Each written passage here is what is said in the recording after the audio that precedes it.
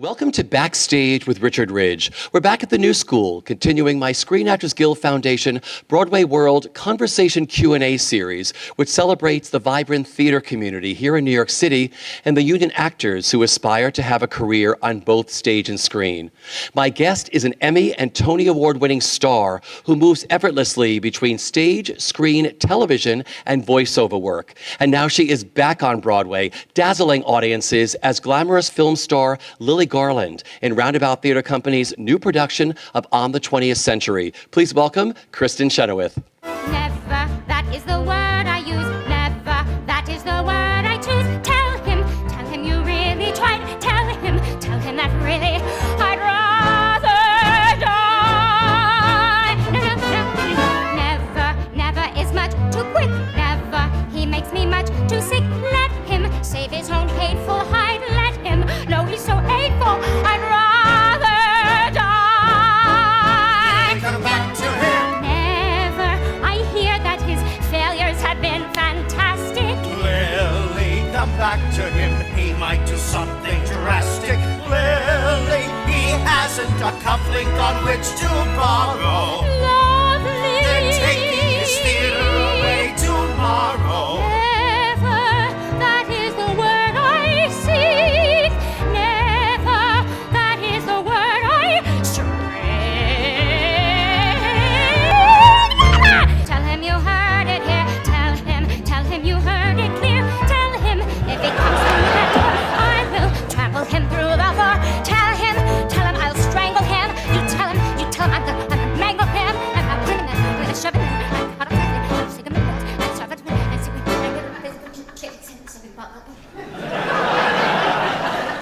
Well, welcome home to Broadway. How does it feel?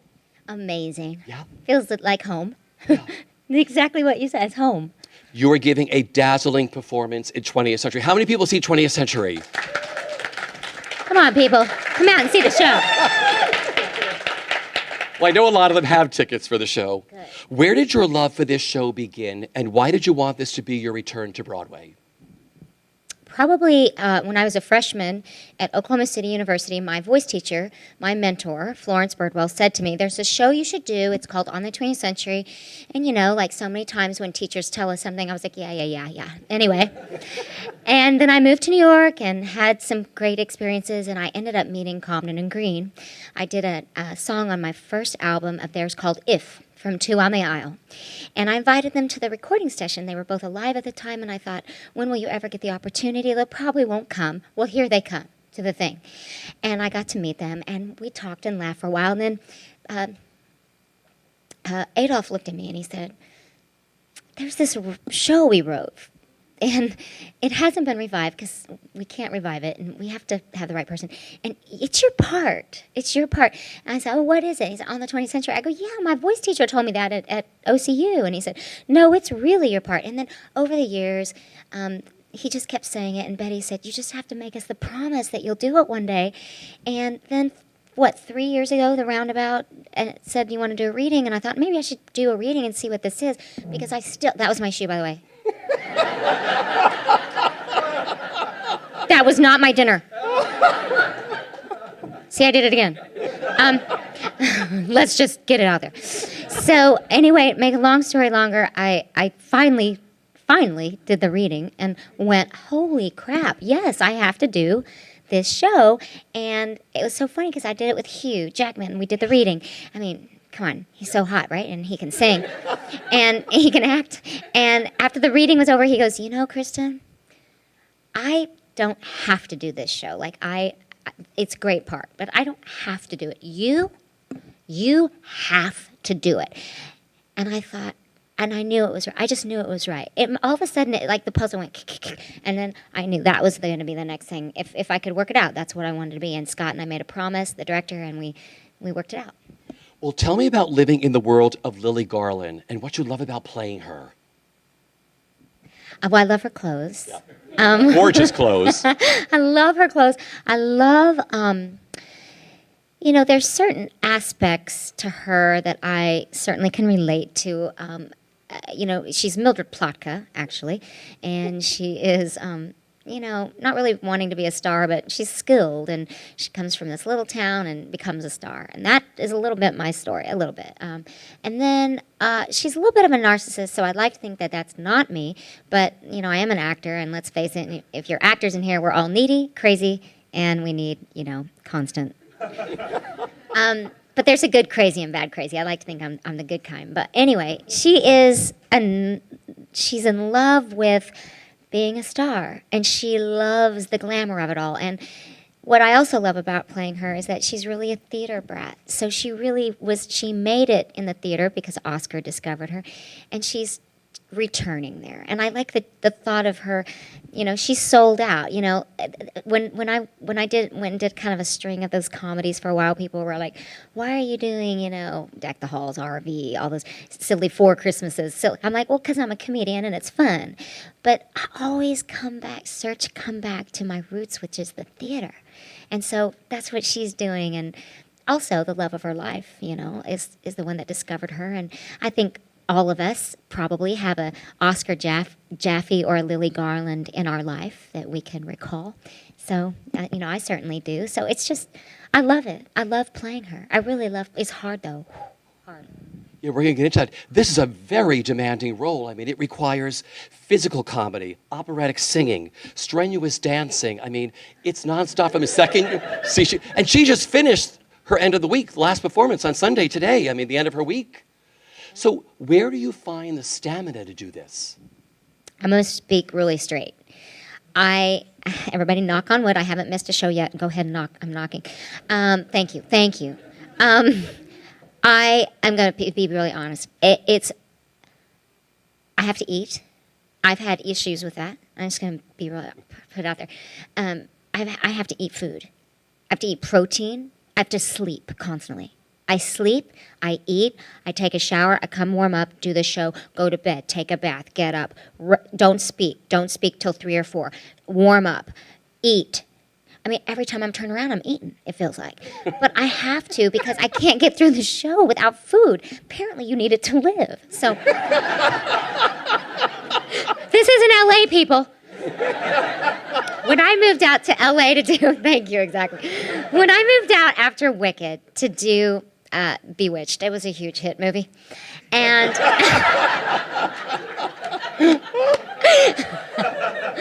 again, I loved it. But I got to work with Nicole Kidman and Michael Caine, so it doesn't get better than that. And Shirley MacLaine, who told me that I wasn't from this earth. And I was like, where am I from? She's like, you're from blah, blah, blah. And I have no idea what she meant, but I really enjoyed working with her.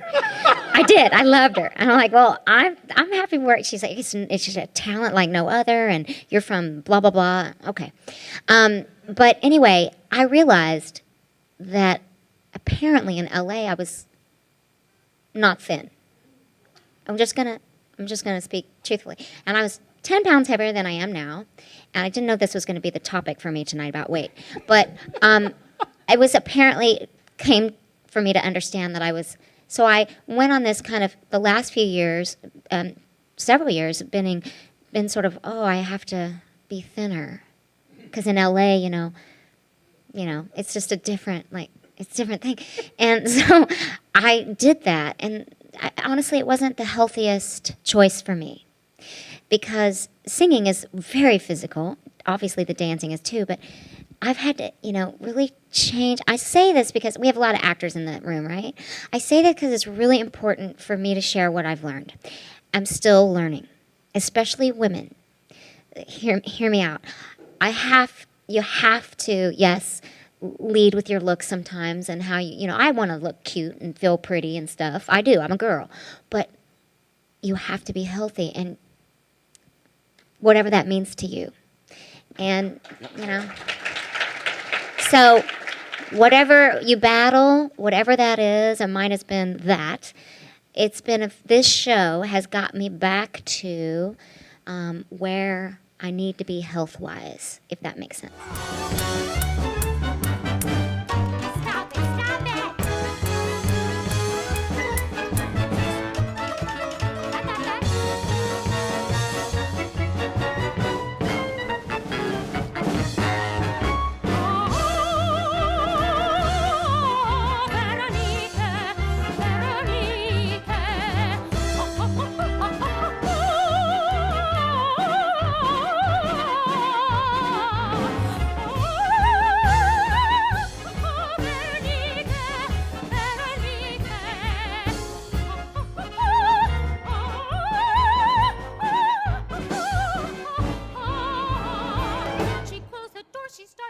She don't say yes, don't lift her dress. She say get down, she don't lie down.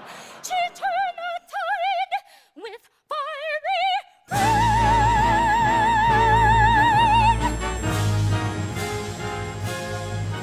Vive la France! Vive la France! Vive la France! Vive la France! Vive la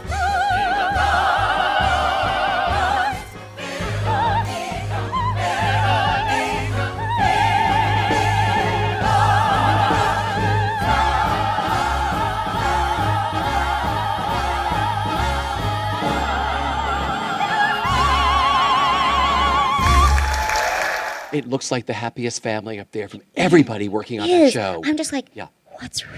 where's the other shoe gonna, no, No shoes dropping. no. Yeah. Brilliant cast. I mean, look who, I mean, Great. Peter, Andy Carl. Michael McGrath, Mark Landbaker, Mary Louise Wilson, who was a masterclass. Thank you. You should just go. I sometimes watch her in the wings. Yeah. I'm memorizing the part because I know I'm not far from playing that role someday. And I'm like, wow, this is a career.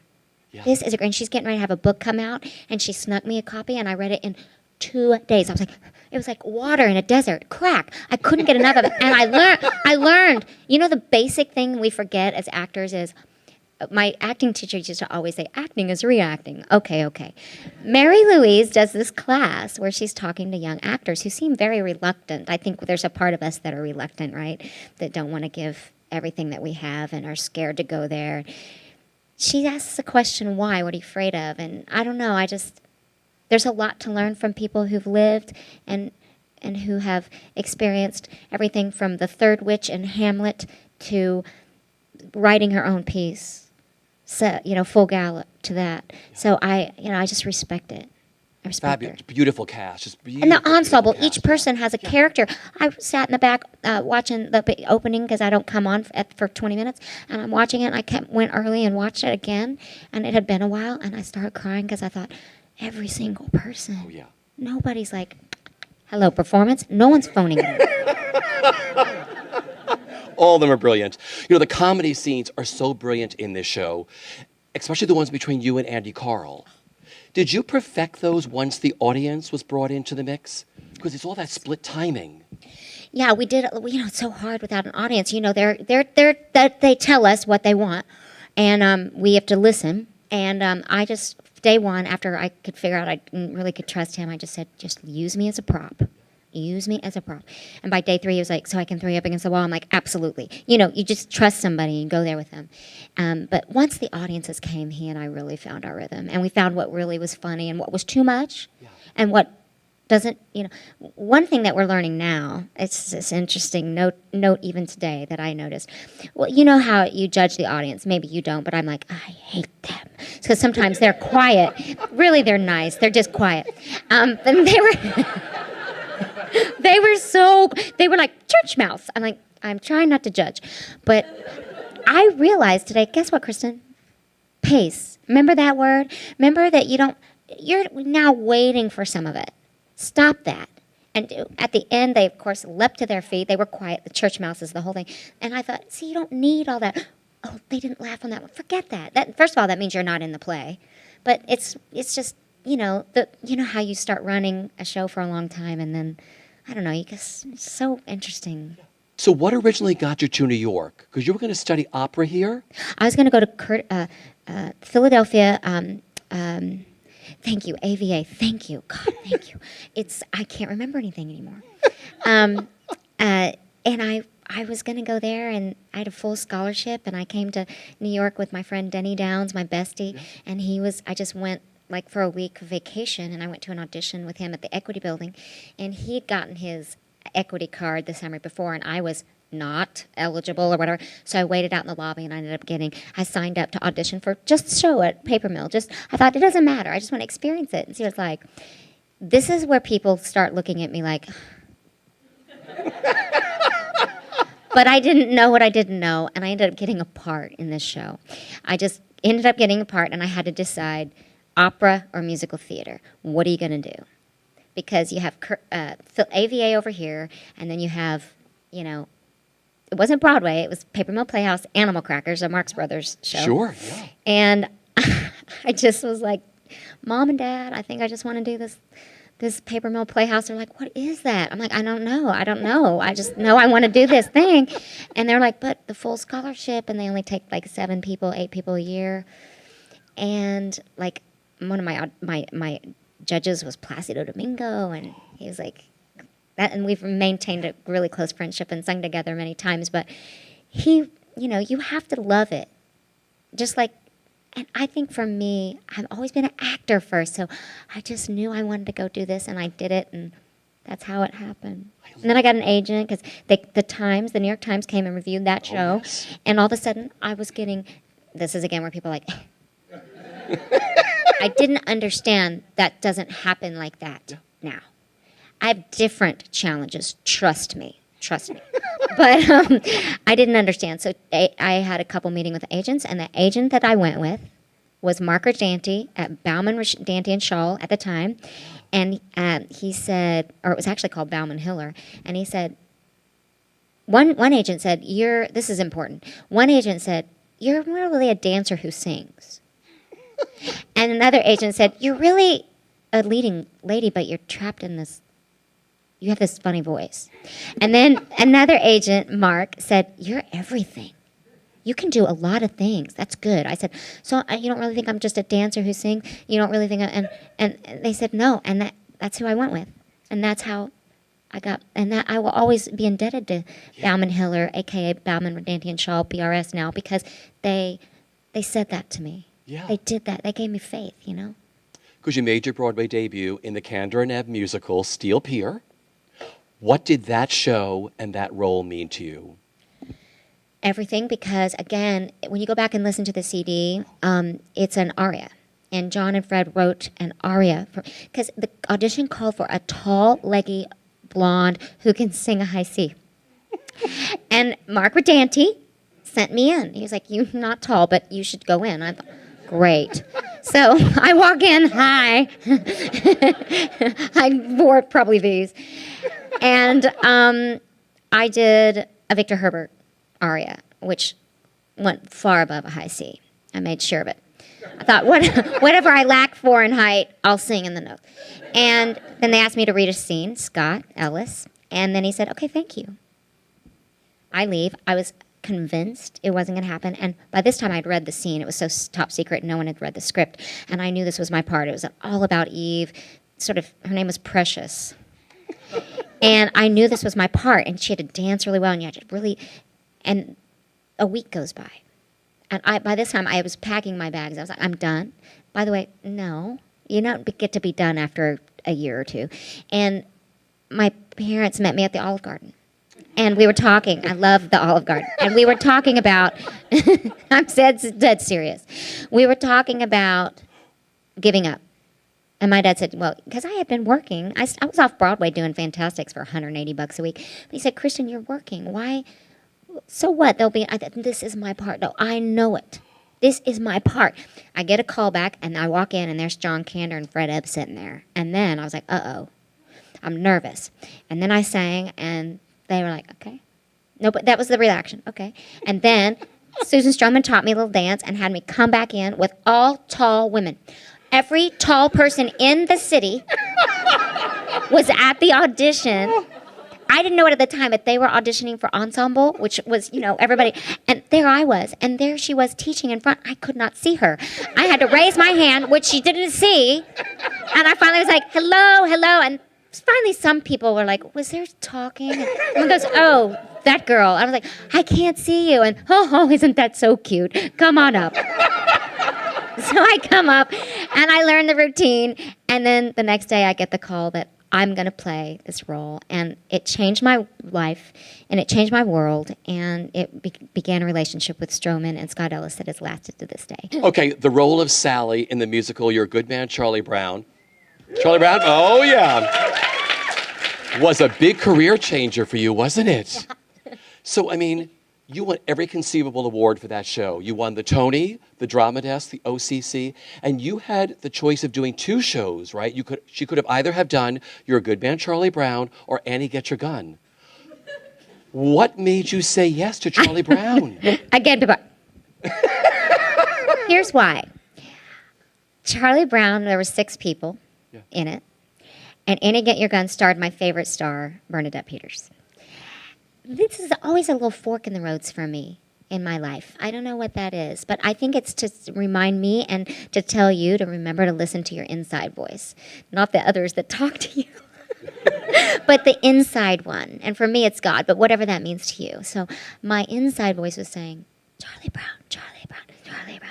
And I didn't even know what part, because the director said, you're going to audition, and if you take this job, it's not for Peppermint Pat. It's not for Patty, which was an amalgamation of all the girls who aren't Lucy.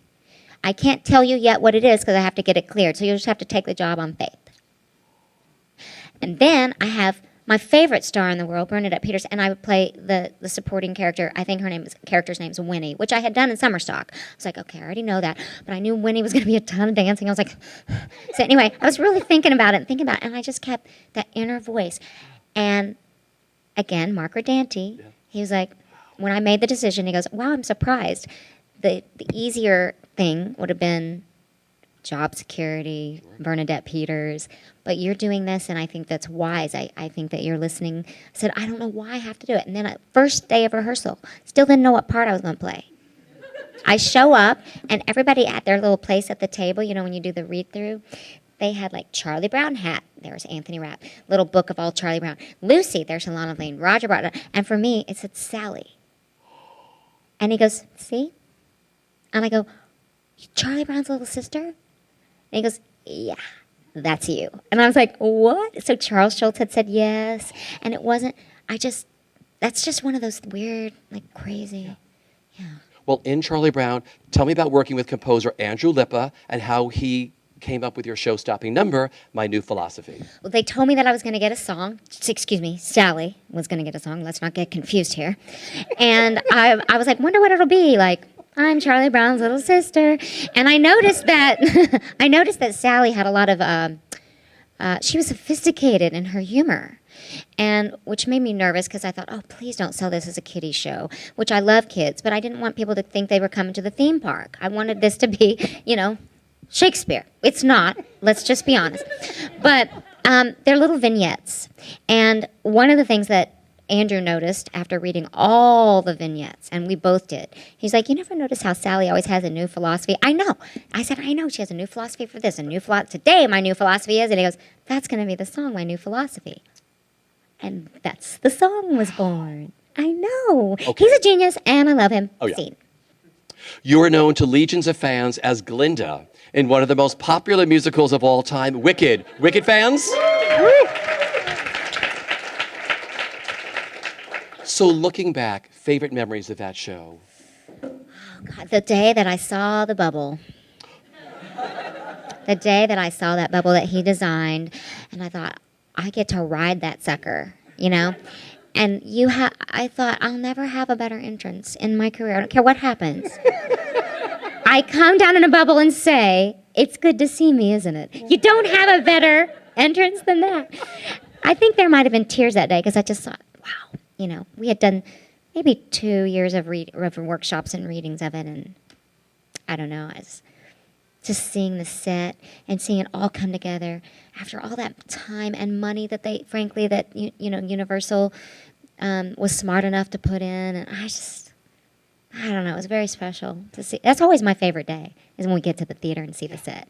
But working with Stephen Schwartz on that, just what a beautiful score he gave you for that. I know, and, I love Popular. I should thank, I get down on kiss his feet whenever I see him, but there's another song in the show that I'm thinking about sort of putting in my concert. I'm trying to figure out how to do it. It's called I Couldn't Be Happier. But remember when I first heard it, and it was switching time signatures from 5/8 to 2/4 to...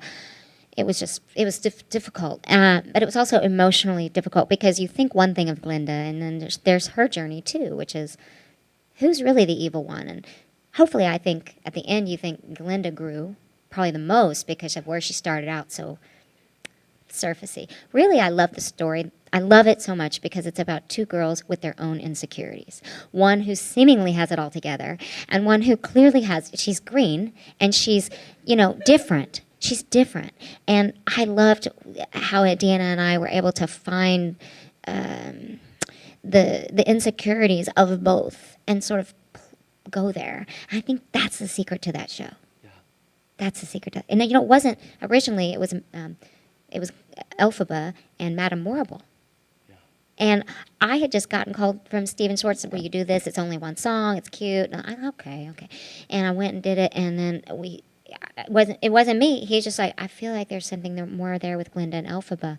And then over time, it became, sort of the Glinda and Elphaba and with Glinda, like their friendship. Isn't that interesting? Another one of your show-stopping performances was in the Bach and Harnick musical, The Apple Tree. Yep. Thank you. How about that show? Another tour de force show, right? So hard. 4 roles, right? 4 roles. Yeah, because you got Daisy. Right, yeah. My favorite Act 1 of all time, is Mark Twain, Adam and Eve, Yeah. The Diaries of Adam and Eve, and Bach and Harnick putting it to paper, and the difference between man and woman. Or how about just this? Relationship. The very first relationship. Well, we think, I think. But I just loved it so much. It was so hard and so rewarding. I had done it, they were trying to get me to do it at the Encores, and Sheldon and Jerry were at dinner with me with Gary Griffin, and they were talking to me about it. I said, I don't know the Apple. I didn't know these shows. Shame on me. I spent all my time doing opera, so I didn't know musical theater. I'm embarrassed to say it. I didn't. I knew Oklahoma because I'd done it 55 times in Oklahoma. So, I think we did a little Abner as well. So there you go. And Fiddler, which is completely wrong, but we did it, and I played Hoddle. I played Hoddle. I remember putting on body makeup, and I looked like Janet Jackson. I got a really curly black wig. I should stop talking. Anyway, once we did it at Encores, and I fell in love with the piece, and it got great reviews, and people loved it. They moved it to the Roundabout, and I was just so thankful. That was another part that I remember being happy, like really, truly happy. Because it was hard. So hard. I love hard. 4 roles, like you said. Yeah, Eve. Yeah. Princess Barbara.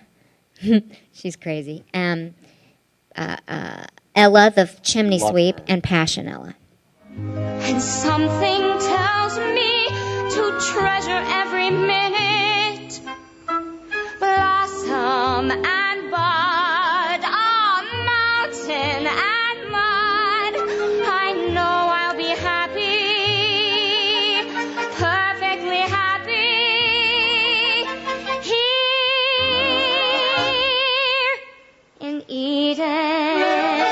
You were brilliant as Fran Kubelik in Promises, Promises. Promises? Thank you. Such a great score. Back rack. Well, I was going to say to you, your take on her in this was like Angie Dickinson, Lee Remick, those beauties of the 60s, especially in the second act when you're in with the moon coming from the window. We were sitting there, I thought to myself, wow, this is such an homage to those glamorous girls of the 60s. What was it like living in the world of Bacharach, Hal David, and Neil Simon? Thanks for asking that question. I'm going to try to do this brief. After The Apple Tree, you play 4 roles. After Wicked, it's an iconic part. After Charlie Brown, what do you do? What do you do as an actor? And most comics know that really we have our drama in our life and sadness, and because we're human. And Promises came across to me. Sean Hayes and Rob Ashford were calling saying, I had just won the Emmy for Pushing Daisies. And of course, the whole team was like, you got to do TV and more TV and movies. And here comes Promises. And I'm thinking, I think I want to do Promises. And they're like, ugh. Because, Fran is described originally as kind of a mousy, she has an affair with a married man who won't leave his wife, and she ends up trying to take her life. Kristin Chenoweth, right? So, but that's exactly why I did it.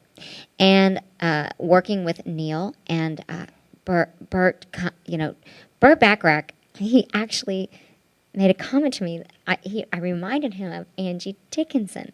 He said, and Angie. And I was like, oh, I wonder who that is. Later I realized, must mean Angie Dickinson. But, again, criticized for doing a dramatic part because nobody really wants you to, they want you to step outside the box, but they don't really. And I just remember thinking, opening night, my dad and mom, I'm going to get emotional, we're backstage, and there's a lot about Fran that I relate to. And I knew I had to do the part. And my dad said, because I know you, Kristin, I know this is a lot of you too. I know. And it doesn't matter what the critics say. Because it was very mixed, and even like, why would she do this? And, we want to see her be funny. And my dad said, if no one had heard of you or ever seen you be funny, you might be who knows, you could have been a revelation, right? But nobody wants, Kristin, you do this for you. This is why. And it was that voice again. And I really grew into the part. And I noticed myself really, now with that came a really difficult time because Fran is, she has hope. And then she loses hope. And, to live in that 10 months. And I even extended the show. I was supposed to leave after 6, but I wanted to stay because I wasn't done with her. And my people were like, what? But, when you know when it's time. And it just wasn't time yet. Wasn't time. Remains, again, a great company. Sean Hayes is one of my besties of my whole life. And getting to do that with him, it was a real dream. And to sing Bacharach while he's alive, saying, while Hal David was alive, going, house is not a home, has a whole new meaning. Yeah, it's just, I don't know. Promises will always be one of my most proud for me as an actor. And I would do another one like that.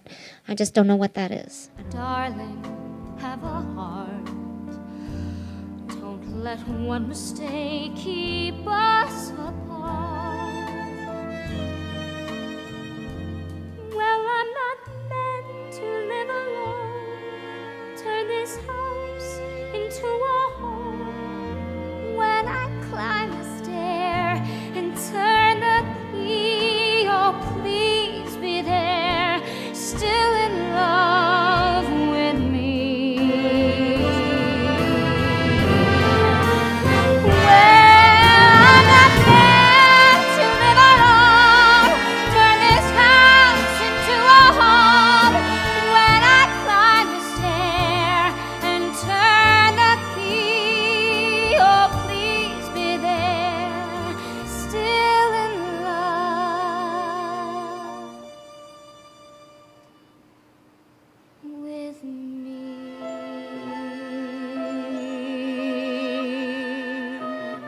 Well, let's get into some of your vast film and TV work. Olive Snook, Pushing Daisies, Emmy Award winner.